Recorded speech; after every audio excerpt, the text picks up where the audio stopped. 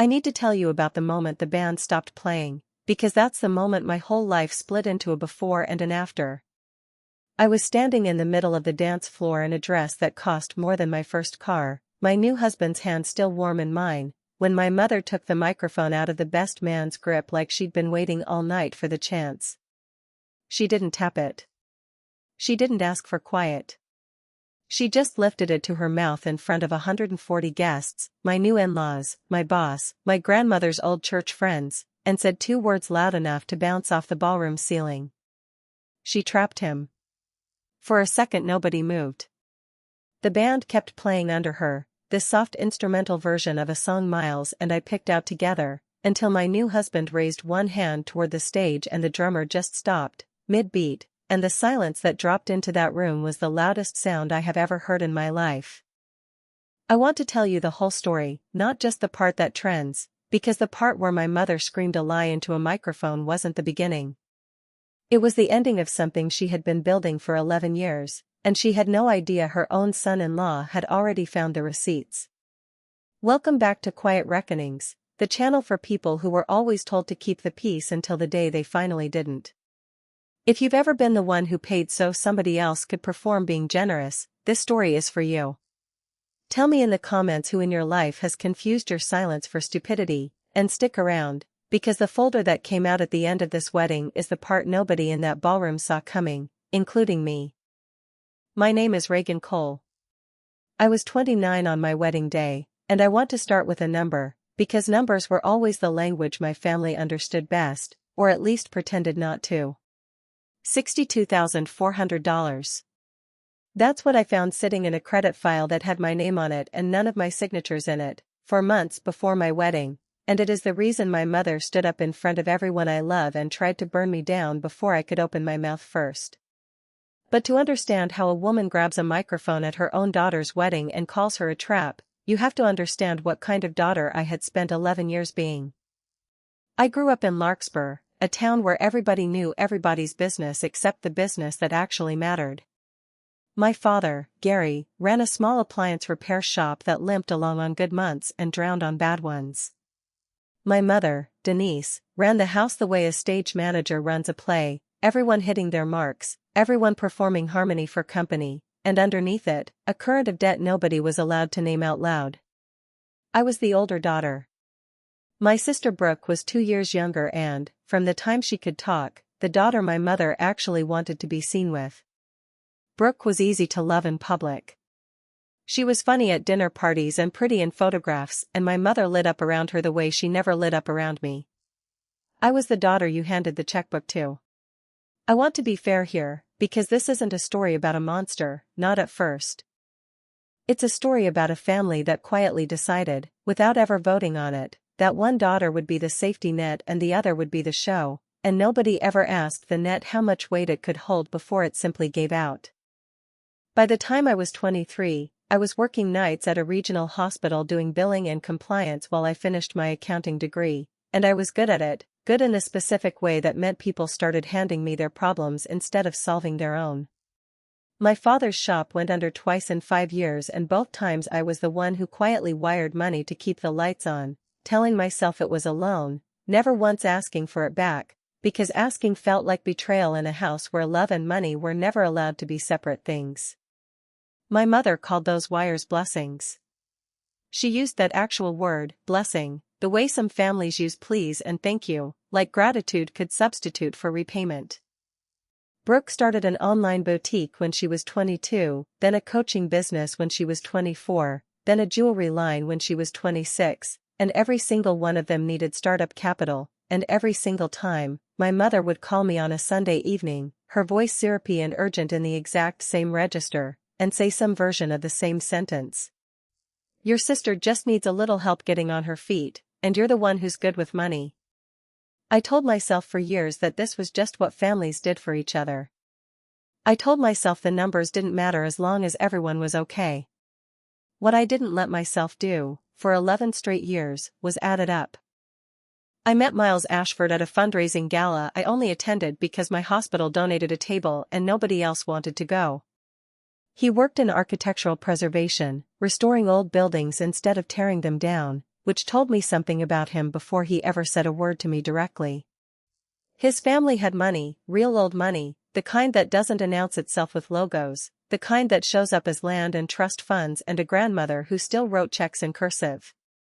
I didn't know any of that the night we met. I just knew he asked me 3 genuine questions about my job before he said a single thing about himself, and that when I told him I did compliance auditing for a living, his whole face lit up like I'd told him something fascinating instead of something people usually pretend to find fascinating at parties. We dated for a year before he proposed, and in that year I watched my mother's interest in my life change shape in a way I should have paid closer attention to. She stopped asking how I was and started asking what the Ashfords were like. She wanted photos of their house. She wanted to know if his grandmother traveled. The first time I brought Miles to Sunday dinner, my mother wore pearls to a pot roast, and I remember thinking, with a small cold feeling I didn't examine closely enough, that she was not meeting my boyfriend. She was auditioning for something. Miles proposed on a Tuesday, which he later told me was on purpose, because he didn't want our engagement to belong to a special occasion. He wanted it to belong to an ordinary evening that we simply decided to make extraordinary. I said yes in his kitchen with flour still on my hands from a recipe we were failing together. It was, up until the day it wasn't, the happiest year of my life. But I need to tell you about the wedding planning, because that is where the second story, the one underneath the one everybody saw, actually started to take shape. My mother inserted herself into the planning with a speed that startled even me, and I was someone who had spent a lifetime being unsurprised by her. Within 2 weeks of the engagement, she had opinions about the venue, the guest list, and specifically, repeatedly, about whether the Ashfords would be contributing financially, a question she asked me directly and then asked Miles indirectly, in the careful oblique way people ask for money when they don't want to be caught asking. I told her Miles and I were paying for our own wedding, which was true. We'd saved for 2 years specifically so no one would have leverage over our day, and I watched something flicker across her face that I can only describe now, looking back, as disappointment mixed with calculation, like she was recalculating an investment that wasn't paying out the way she'd projected. Then came the loan applications. I didn't know about them yet, not consciously, but there were small strange moments that fall that I filed away and didn't look at directly, the way you notice a smell of smoke in a house without getting up to check for fire. A letter addressed to me from a credit company I didn't recognize, which my mother intercepted from my childhood mailbox during a visit and told me was junk mail before I could open it. A moment at Thanksgiving when Brooke mentioned, almost too casually, that her new jewelry relaunch was fully funded now, and my mother shot her a look so sharp it could have drawn blood, and Brooke went quiet for the rest of the meal. A phone call in December where my mother asked, out of nowhere, whether banks ever called people to verify loan applications, and I told her yes, sometimes, and she changed the subject so fast I actually laughed a little at the whiplash of it, not knowing yet what I was laughing at. I found out the truth in February, 4 months before the wedding, because Miles's family, in the unhurried, thorough way old money does everything, ran a standard financial disclosure ahead of drafting our prenuptial agreement. I want to be clear that I wasn't offended by the prenup.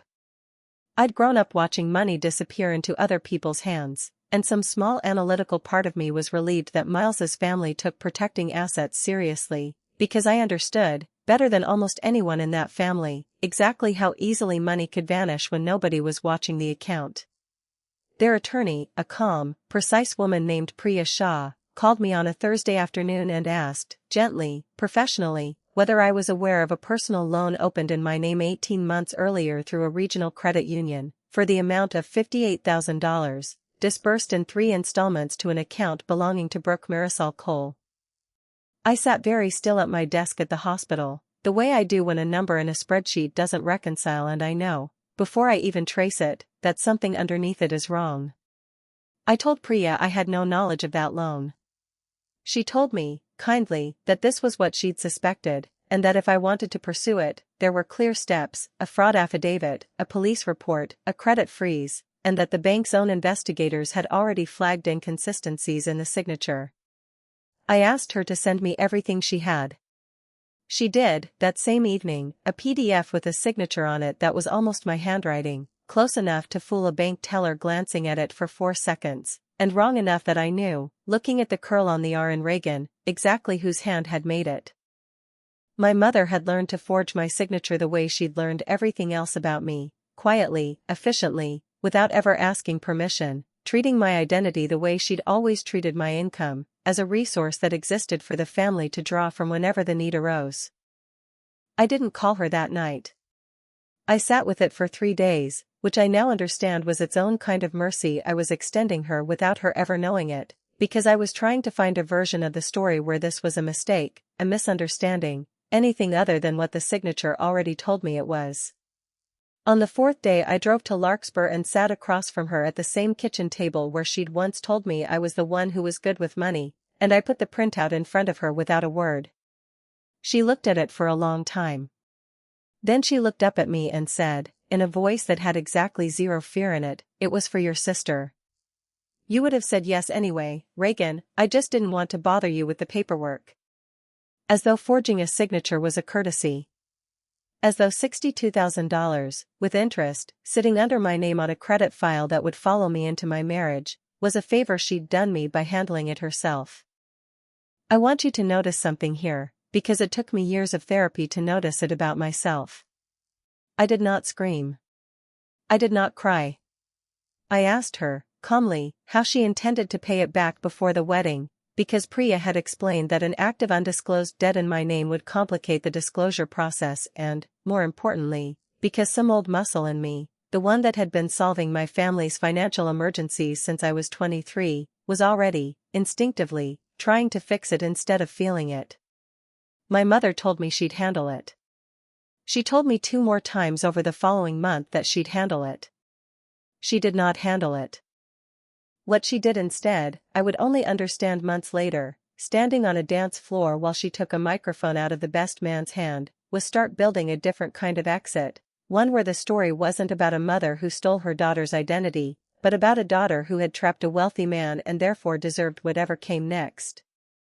I need to back up for a moment and tell you about Miles's grandmother, Eleanor Ashford, because she matters more to this story than almost anyone, and because the folder that came out at my wedding didn't come from a lawyer or a private investigator. It came from an 81-year-old woman who had been quietly watching my mother the entire engagement with the specific, patient attention of someone who has spent a long life learning to spot people who smile too hard at money.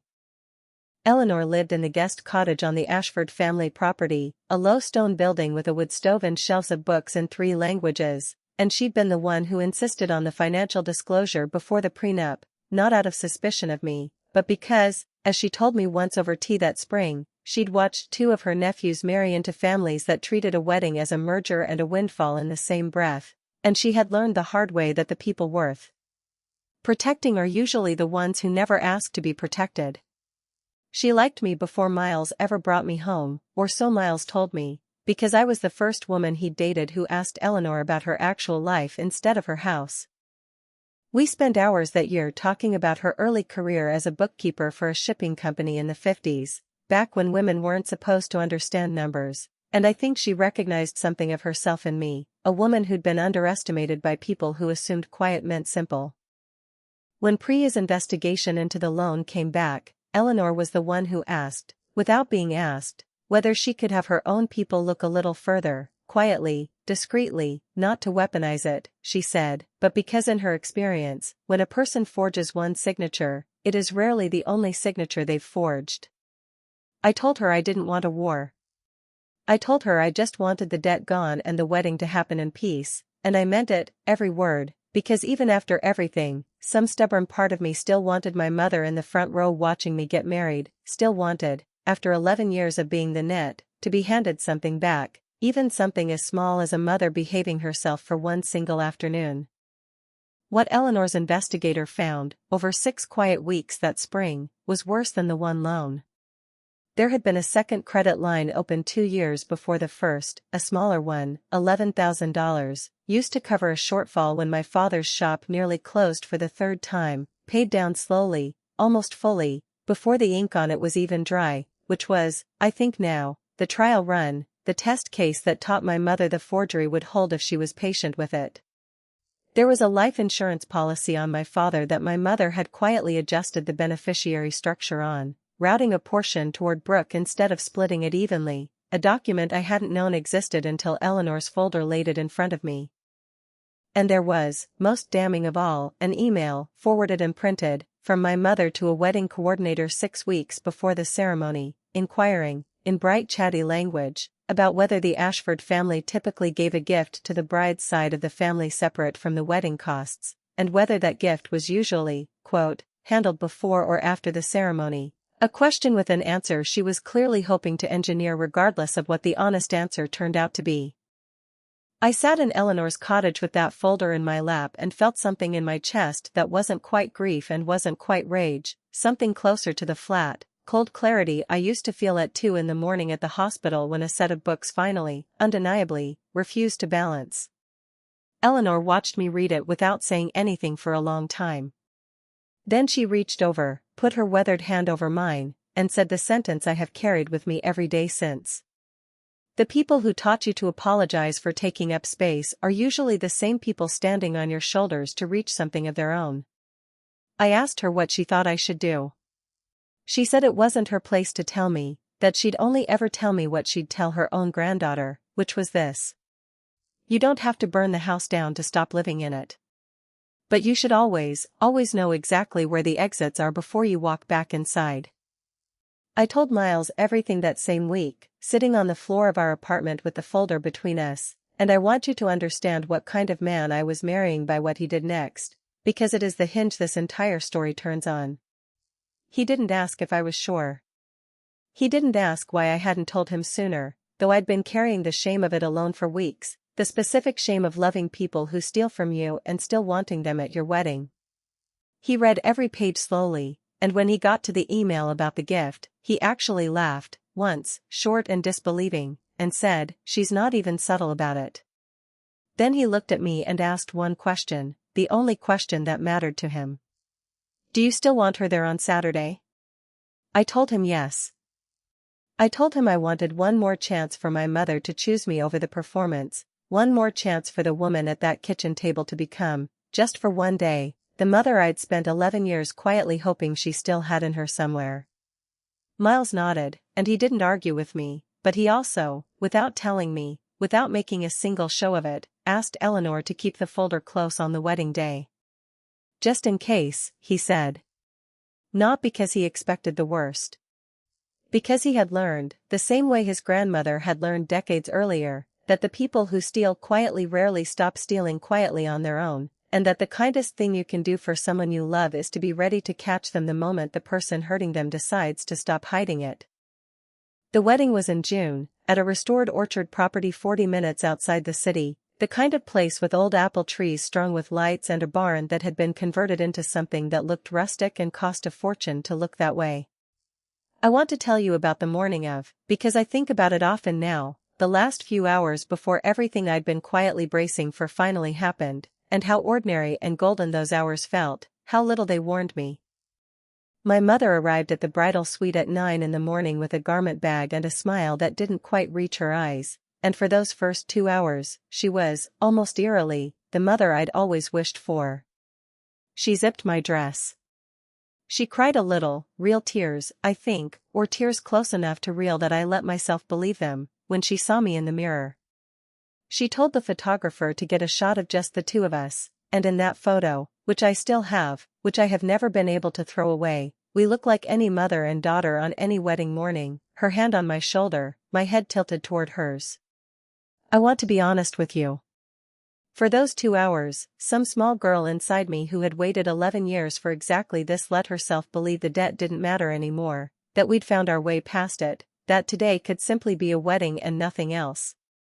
I understand now that this is exactly the kind of morning my mother was best at.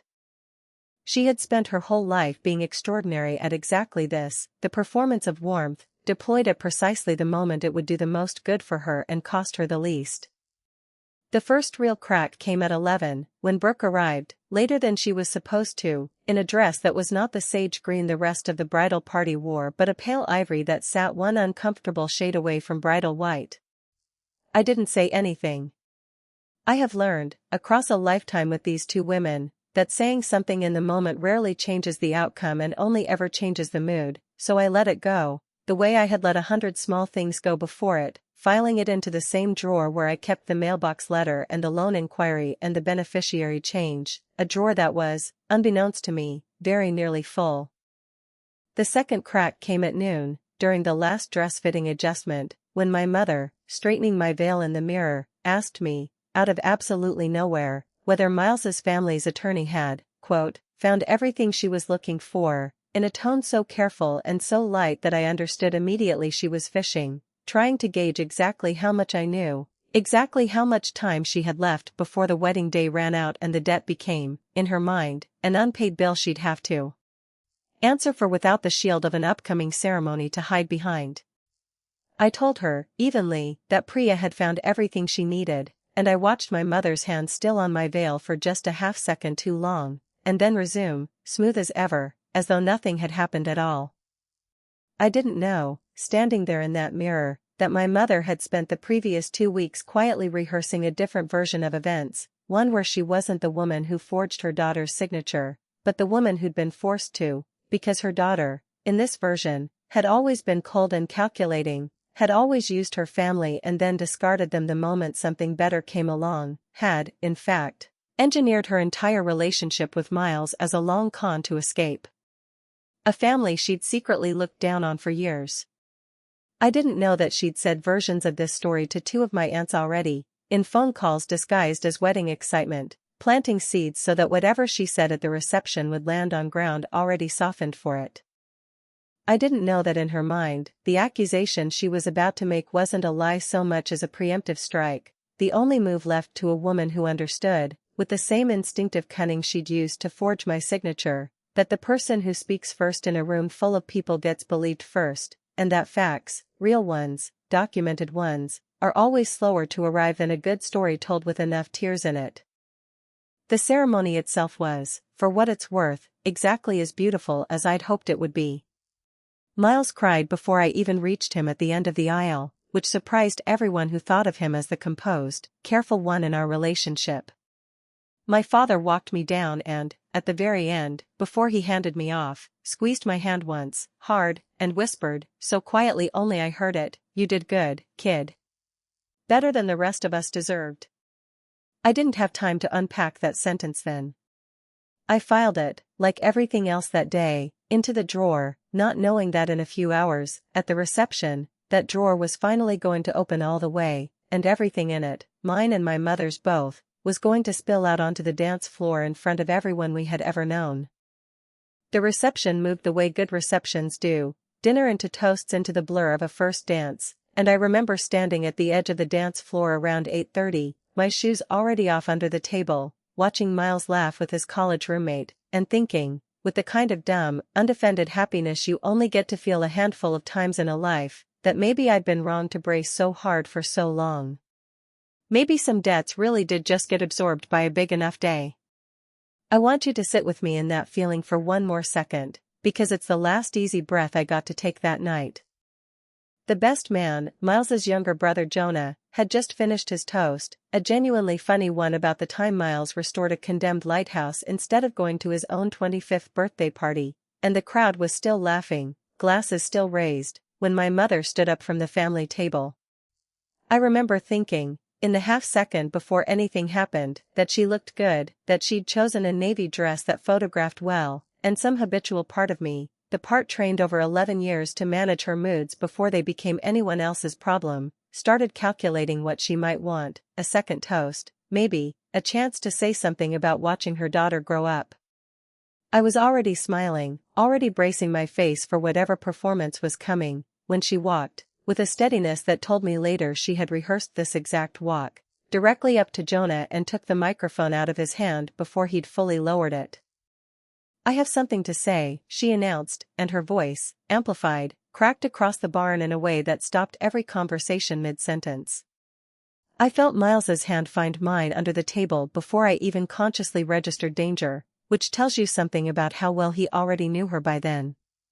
My mother looked out at the room, at 140 faces turning toward her, and I watched her find the exact expression she wanted, wounded, brave, a mother finally telling a hard truth out of love, and she said the 2 words that split my life into a before and an after. She trapped him. The room did the thing rooms do in that first second of genuine shock, a kind of collective intake of breath, glasses lowering, someone's fork clinking too loud against a plate in the silence. My mother didn't stop there. She kept going, faster now, like she'd been holding the rest of the speech behind her teeth for weeks and the dam had finally given. She said I had always been calculating, always cold, that I had picked Miles the way you'd pick a stock, that I'd been secretly furious at my family for years and had used this marriage as my exit, that she had proof, actual proof, that I had been hiding money and lying to everyone who loved me, and that she, as my mother, could not in good conscience let this wedding continue without warning this kind, generous family exactly what kind of woman they were welcoming in. She said the word proof with such conviction that for one disorienting second, even I, who knew every fact underneath her words was inverted, felt a flush of shame rise up my throat, the old 11-year-old muscle memory of believing her simply because she said things with enough certainty. I want to tell you what I felt in that exact moment, because I think it's the part people relate to most. I did not feel surprised, not really, not underneath the shock. Some old, tired part of me had been waiting for this specific betrayal for years without ever letting myself name it, the way you know a storm is coming long before the sky actually breaks. What I felt, more than anything, was a strange, sinking exhaustion, the feeling of finally being allowed to stop hoping. I looked at Brooke, who was staring at her lap, refusing to meet my eyes, which told me she'd known this was coming and had said nothing. I looked at my father, who had gone completely white, his hand gripping the edge of the table like he might be sick. And then I looked at Miles, and Miles was not looking at my mother at all.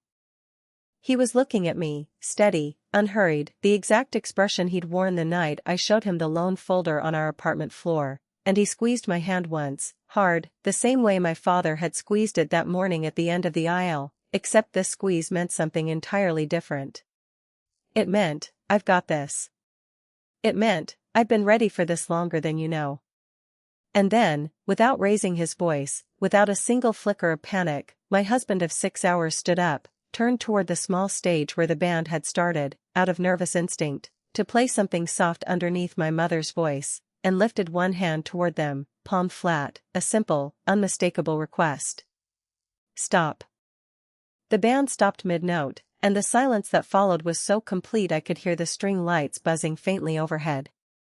My mother, still holding the microphone, faltered for just a second, the first crack in a performance she'd rehearsed for weeks, because I don't think, in any version of the scenario she'd played out in her head, had she imagined the groom asking for the floor. She'd imagined tears, chaos, maybe her own dramatic exit while the room scrambled to comfort her. She had not imagined Miles Ashford standing calm and quiet in the middle of it, waiting for actual silence before he spoke. Denise, he said, and his voice, without a microphone, carried anyway, because 140 people had gone so still you could hear the orchard's crickets starting up outside the open barn doors. I'm going to need you to give Jonah his microphone back. But before you do, I want to say something, and I'd like everyone to hear it, since you've decided everyone should be part of this conversation now. He wasn't unkind. That's the detail I want you to sit with, because it's the detail that undid her more than any amount of shouting could have. He wasn't cruel. He was simply, devastatingly, calm, the calm of a man who had known this moment might come for weeks and had already decided exactly how he would handle it if it did. My mother's mouth opened, some fragment of a rebuttal already forming, and Miles held up one hand again, gently, not unlike the gesture he'd used to stop the band, and said, "You'll get to talk. I promise. But you had your turn, and now I'd like mine, because you just told a room full of people my wife trapped me, and I think they deserve to know that's not true before this night goes any further." He said my wife with a kind of quiet emphasis that made something in my chest, which had been clenched since the word trapped left my mother's mouth, loosen just slightly, like a hand unclenching around a rock it had been carrying for hours. He turned, then, not to my mother, but to the room, to my father, to Brooke, to the aunts and uncles and old family friends who had known me since I was a child running barefoot through Larkspur summers, and he told them, plainly, without theatrics, that 4 months earlier, his family's attorney had discovered a loan opened in Reagan's name without her knowledge, for over $58,000, and that the signature on it, when compared against exemplars going back a decade, was not a match to my handwriting, but was, according to a forensic document examiner his family had quietly retained, an extremely close match to the handwriting of one Denise Cole. He said it evenly, factually, the way you'd read a line off a spreadsheet, and I watched the room's attention pivot, slowly, inevitably, away from me and toward my mother, whose face had gone the particular gray-white of someone watching a story they'd spent weeks constructing collapse in real time.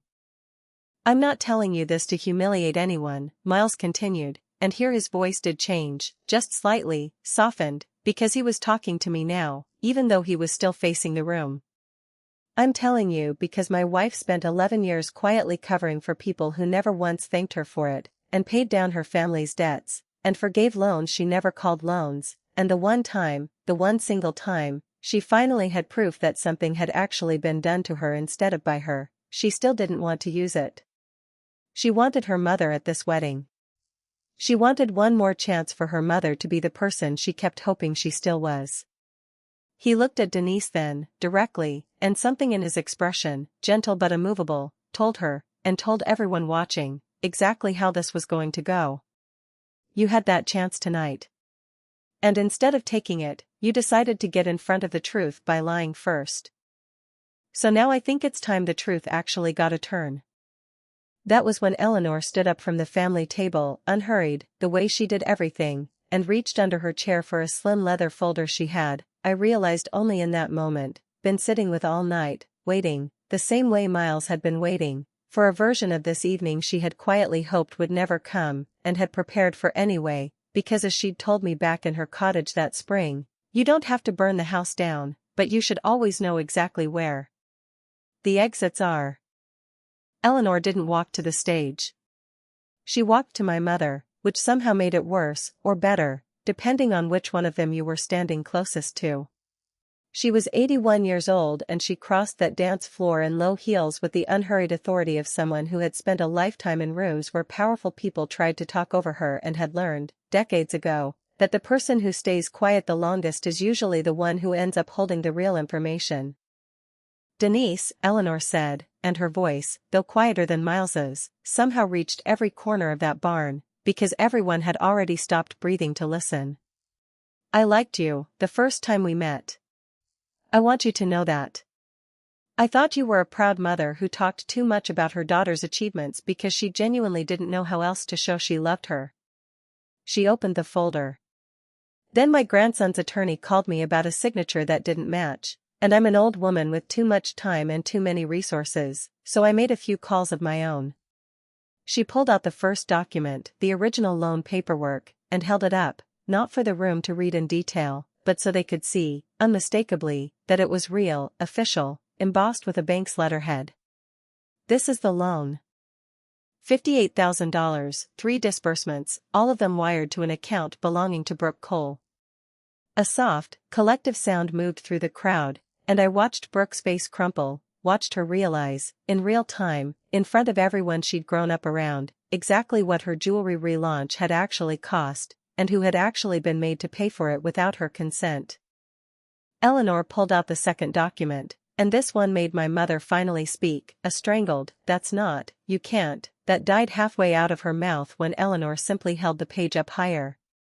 This is a signature analysis from a certified forensic examiner, comparing the loan signature to 10 years of your handwriting, Denise, pulled from checks, cards, and school forms you filled out for your daughters. The match probability is listed at 94%. She said it the way you'd read out a lab result, clinical, unbothered, devastating precisely because it wasn't dramatic. And this, she said, pulling out the third and final page, is an email you sent to the wedding coordinator 6 weeks ago, asking whether the Ashford family typically gives a cash gift to the bride's family, and whether it's, and I'm quoting you directly, handled before or after the ceremony. She lowered the folder. I think everyone in this room can decide for themselves what kind of woman writes an email like that 6 weeks before accusing her own daughter of marrying for money. My mother did not apologize. I want to be honest about that, because I know some of you watching this have hoped, your whole lives, that the moment finally came where the person who wronged you looked you in the eye and said the 2 words you'd been owed for years, and I need you to hear from me that it usually doesn't happen that way, and that you can still get free without it." My mother, cornered in front of 140 people, did what she had always done when cornered. She reached for a bigger, louder story. She turned to my father and said, voice climbing, "Gary, are you going to let them do this to me, in front of everyone, on our own daughter's wedding day?" And my father, who had spent 32 years of marriage learning the specific choreography of staying small so his wife could stay big, opened his mouth, and for one suspended second I genuinely did not know which way he was going to go. "Denise," he said, and his voice shook, badly, the voice of a man who had never once in 3 decades contradicted her in public. "The loan. Reagan's loan. I found the statements in your desk in March." I didn't say anything because I didn't want to believe it either. The room made a sound I can only describe as a held breath finally releasing, because my father, gentle, conflict-avoidant, endlessly diminished Gary Cole, had just done the one thing none of us, including me, thought he had left in him. He had told the truth, out loud, in front of everyone, at the exact moment it cost my mother the most and helped me the most, and he did it not because Eleanor's folder forced his hand, but because some small, buried part of him had apparently been waiting years for permission to finally stop protecting the wrong person. My mother stood in the middle of that dance floor with the microphone still loose in one hand, and I watched, for the first time in my entire life, my mother run out of story. She had always had another angle, another framing, another softer word to reach for when the room turned against her, and for the first time I could remember, there was nothing left in the drawer. She looked at my father like he'd betrayed her, which was almost funny, in the darkest possible way, given what she'd spent 11 years quietly doing to me. She looked at Brooke, who was crying openly now, not defending her, not saying a word, because Brooke, whatever else she was not stupid, and she understood exactly what those 3 documents meant for her own place in this family going forward. And then, finally, my mother looked at me. "I want to tell you what I said, because I've thought about this moment more than almost any other moment of my life, replayed it, turned it over, and I keep landing on the same conclusion, which is that I didn't owe her a speech. I had spent 11 years giving my family speeches, explanations, patient careful reasoning about why I couldn't send more this month, why I needed to keep something for myself, speeches that were always met with hurt silence or a guilt trip dressed up as concern. I was not going to give her one more. I walked toward her, slowly, my dress trailing across the dance floor, 140 people watching, and I took the microphone gently out of her hand, the same unhurried way she'd taken it from Jonah 20 minutes earlier, except I wasn't performing anything. I just didn't want her holding it anymore. "You forged my name," I said, and my voice, when it came out, surprised me with how steady it was, how little it shook compared to how much I was shaking on the inside. "You took out a loan in my name to fund Brooke's business, and when Miles's family found it, instead of telling me the truth, you spent 6 weeks planning how to blame me first." I looked around the room, at faces I'd known my whole life, people who had watched me grow up steady and responsible and quietly reliable, and I said the thing I had never once let myself say out loud in 11 years. I have been paying for this family since I was 23 years old. Every emergency, every shortfall, every relaunch. I never asked for credit for it because I told myself that's just what you do for people you love. I didn't know, until 4 months ago, that loving me back was never actually part of the deal. I handed the microphone to Jonah, who took it carefully, like it might still be radioactive, and I turned back to my mother, who was crying now, the first tears of the night that looked, to me, almost real, and I said the last thing I had to say to her, quietly, just for her, though the microphone had already carried it far enough that most of the room heard it anyway. "I'm not going to press charges. Not because you don't deserve it. Because Dad doesn't, and Brooke doesn't, and I'm tired of being the one who decides who in this family gets protected. But you are done taking things from me that aren't yours. Tonight is the last one." My mother didn't stay for the rest of the reception. She left within the hour, my father driving her, his face a strange, unreadable mix of grief and something that looked almost like relief, like a man finally set down a weight he'd been carrying since before I was born. Brooke stayed, sitting alone at the family table for a long time before she finally came and found me near the cake table, her mascara ruined, her voice small in a way I had genuinely never heard from her before. "I didn't know," she said. "I swear to God, Reagan, I didn't know it was your name on that loan." She told me it was a business grant. I believed her, mostly, the same way you believe a person who benefited from a lie without asking too many questions about where the money came from, and I told her so, honestly, that I believed she hadn't known, and that I still needed time before I could sit across a table from her again without doing the math on everything else I might not know yet. The band started back up around midnight, quieter this time, and Miles and I danced one more song in a barn that had, an hour earlier, watched my entire family come apart in front of everyone we knew, and I remember resting my head against his chest and feeling, underneath the exhaustion and the grief, something I hadn't expected to feel at all on the worst hour of my wedding day, which was lightness, the specific, unfamiliar lightness of a debt that had finally, after 11 years, been called due and paid in full, not in dollars, but in truth, out loud, in a room that would remember exactly who had told it. Here is how it settled, because I know, if you've made it this far, you want to know that the ending actually held, that this wasn't just one good scene at a wedding followed by silence and drift back into the same old patterns, the way these things so often do in real families. It didn't drift back. It couldn't, because too much had finally been said out loud in front of too many witnesses for anyone to pretend otherwise afterward. The loan itself became, in the weeks after the wedding, a straightforward legal matter rather than a family mystery. Priya helped me file a fraud affidavit with the credit union, and because the forensic signature analysis was already sitting in a folder ready to go, the bank moved quickly, absorbing the loss themselves once identity theft was established rather than pursuing me for a debt that was never mine to begin with. My credit, which had carried that quiet $62,000 shadow for months without my knowledge, was clean again within a season.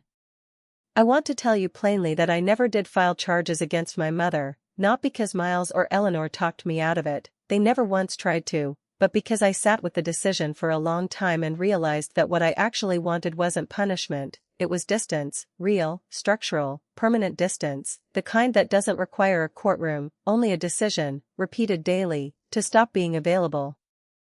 My father moved out 4 months after the wedding, quietly, without announcement, into a small apartment near his shop, and he calls me now most Sundays, awkward, halting calls where neither of us is very good yet at being honest with each other after 3 decades of not practicing, but calls all the same, real ones, where he asks about my life and actually waits for the answer.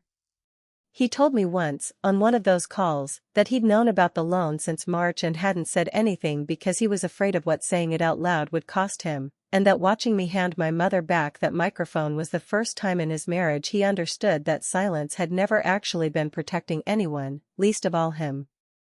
I don't know if my parents will divorce. I've stopped needing to know.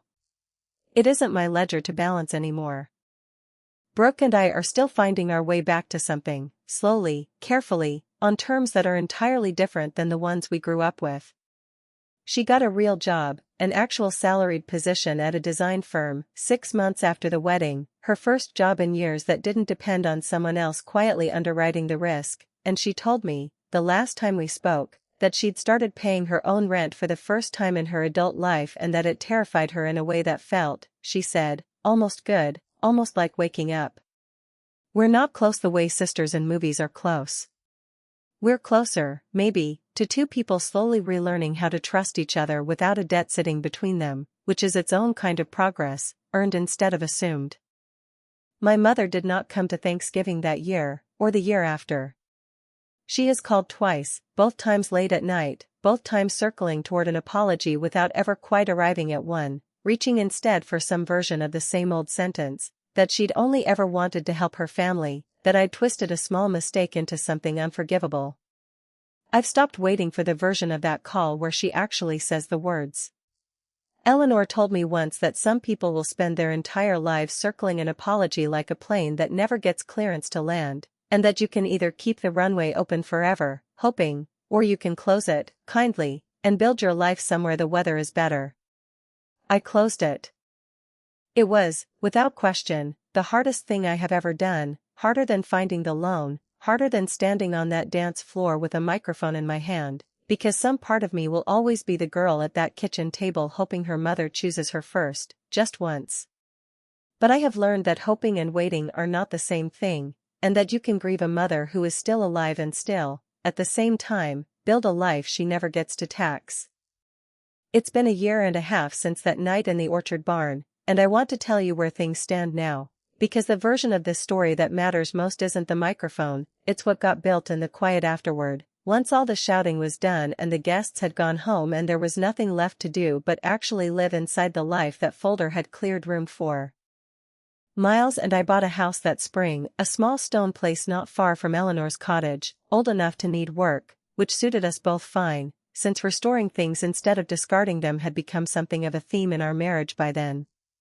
Eleanor comes for dinner most Sundays now, and she still, without fail, brings up the wedding at least once during the meal, not to relive the drama, but because she likes to remind me, laughing, that she'd had that folder sitting under her chair for 6 hours before anyone needed it, and that she'd ordered the salmon that night fully expecting to go home without ever opening it.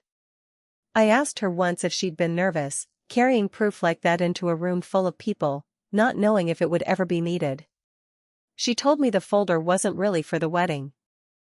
It was for me, so that whenever I was finally ready to stop protecting the people who'd never protected me, the truth would already be sitting there, patient and complete, waiting for me to reach for it instead of having to go build it myself, alone, the way I'd built everything else in my life up to that point. I think about my grandmother sometimes, my mother's mother, who died when I was 19 and who used to watch my mother manage a room the way you'd watch weather roll in, with a kind of resigned, knowing patience. She told me once, the summer before she died, sitting on her porch with a glass of iced tea sweating in her hand, that my mother had always been the daughter who needed an audience more than she needed the truth, and that I should be careful, growing up in that house, not to mistake being needed for being loved, because they could look identical from the inside and feel entirely different once you finally got some distance from them. I didn't understand what she meant until I was 29 years old, standing on a dance floor in a wedding dress, handing a microphone back to the woman who had spent my whole life confusing the two. I still work in compliance, still spend my days reconciling numbers that don't want to reconcile, finding the one transaction hiding under a mislabeled line item, and I think, now, that this was never really a coincidence, that some part of me chose this work because I'd spent a childhood learning to notice the gap between what a story claims to be and what the underlying numbers actually say, and I got very, very good at it, long before I ever had a job title for the skill. Miles jokes that I could have been a forensic accountant instead of a compliance officer, that I have a nose for the exact place a ledger has been quietly bent, and I tell him, honestly, that I spent 11 years being trained for exactly that job by an expert. I just didn't get paid for it until much later than I should have. Brooke came to our house for dinner 2 months ago, the first time she'd visited since the wedding, and we sat on the back porch after, just the two of us, watching the light go gold over the yard, and she told me something I've been turning over ever since. She said that for years she'd genuinely believed she was the lucky one, the favorite, the daughter our mother was proud of, and that it had taken losing everything that jewelry relaunch built. The business folded 8 months after the wedding once the shame of the loan made her too anxious to keep showing her face publicly for it, to understand that being someone's favorite and being someone's actual priority were two entirely different things, and that our mother had never really prioritized either one of us. She'd only ever prioritized the story where she came out looking generous. Brooke apologized to me that night, really apologized, the kind with no qualifiers attached, and I told her the truth, that I forgave her, and that forgiving her didn't mean going back to how things used to be, only forward, slowly, into something neither of us had a blueprint for yet, because nobody in our family had ever modeled it for us.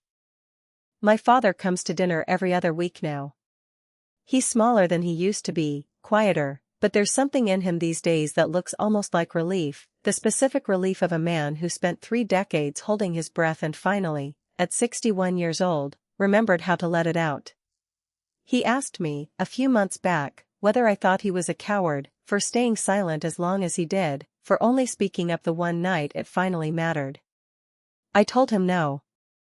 I told him that some people spend their whole lives waiting for the exact moment their courage will actually cost the right person something, and that he'd finally found his, and that it counted, all of it, the whole 30 years of silence didn't erase the one time he chose to break it when it mattered most. He cried when I said that. I let him. As for my mother, the last I heard, through Brooke, is that she's still in Larkspur, still telling a version of that wedding night where she was the wronged party, a devoted mother blindsided by an ungrateful daughter and a cold, calculating new family who turned on her without cause. I don't know if she believes it or if she's simply been performing it for so long she can no longer tell the difference, and I've stopped needing to know which one it is, because either way, the answer doesn't change what I have to do next, which is exactly what I've been doing for a year and a half now. Nothing. I don't call. I don't explain myself to relatives who ask pointed questions at holidays. I don't send money, not to her, not quietly, not ever again. The account, the real one and the metaphorical one both, is closed, and closed accounts, I've learned, don't need daily maintenance.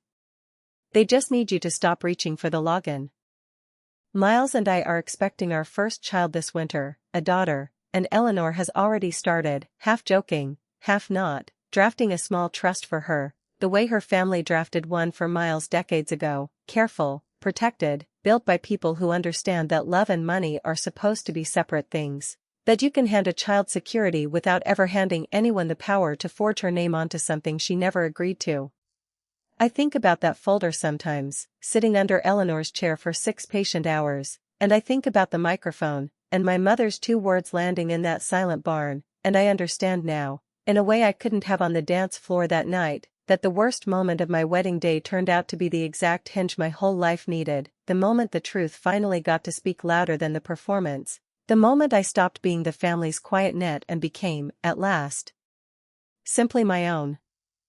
Some nights, rocking her in the dark long before she was ever due to arrive, I would find myself running the old numbers anyway, out of habit, the way you press on a bruise just to check if it still hurts. $62,400. 11 years. For taps I never got to make, because in the end I never needed a banking app. Only a room full of witnesses and a folder that had been waiting far longer than any of us realized. I understood, finally, that the sum had never really been about the dollars at all. It had always been about the moment someone with more power than me looked straight at the truth and refused to look away from it on my behalf, and once that moment finally came, once it was said out loud in a barn full of string lights with 140 witnesses, I never once had to say it again. That's the whole story. 11 years, a signature, and a folder my mother never saw coming. If tonight reminded you to look closer at who's been quietly footing the bill in your own family, take that as your sign. If you've ever been the one everyone called strong right up until the moment you finally weren't available anymore, tell me about it in the comments, and I'll see you in the next one.